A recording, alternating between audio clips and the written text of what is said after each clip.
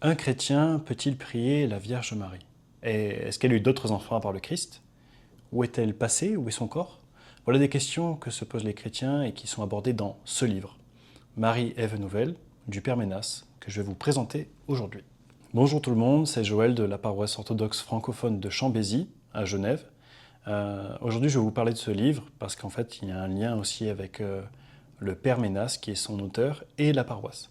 Il faut savoir que le Père Ménas, c'est un prêtre orthodoxe que j'ai découvert sur YouTube, au travers ses émissions sur Zouk TV, qui est une chaîne et une radio martiniquaise, où il défend la position chrétienne orthodoxe sur différents sujets, et en particulier sur la Vierge Marie.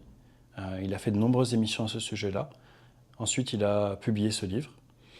Donc le Père Ménas, il a un lien avec la paroisse parce qu'il a été ordonné prêtre par le métropolite Jean de Doubna, qui a été recteur de la paroisse pendant de très nombreuses années. Donc voilà le lien qu'il a avec nous. Il faut savoir que depuis sa jeunesse, il est lié à la Vierge Marie. Il est né en RDC, donc au Congo. Aujourd'hui, il est archiprêtre dans les Caraïbes, en Martinique en particulier. Et depuis tout jeune, en fait, il a une passion, un feu véritable pour la Vierge Marie.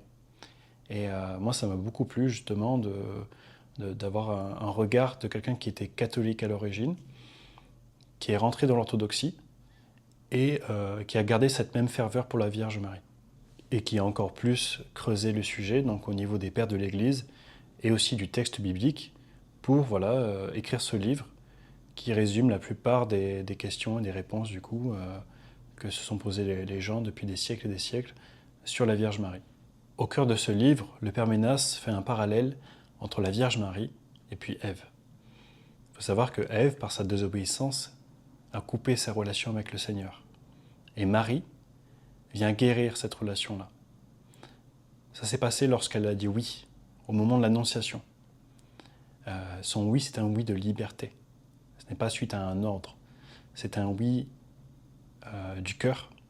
Et justement, en fait, ce consentement vient réparer toute cette relation avec Dieu. Le oui de Marie n'est pas passif, ce n'est pas une soumission.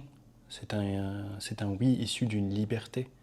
Et c'est grâce à l'Annonciation que le Christ est descendu sur terre. Et donc, sans Marie, le salut des hommes n'aurait pas eu lieu. Je recommande ce livre à tout le monde. Il faut savoir que vous soyez chrétien ou non, orthodoxe, catholique, protestant, vous avez toujours à apprendre sur la Vierge Marie et elle a toujours à vous enseigner. Justement, elle pointe vers son Fils. Et donc vous avez des commentaires des pères de l'Église, donc très très anciens, sur l'Ancien Testament et le Nouveau Testament. Ça va vraiment changer votre vision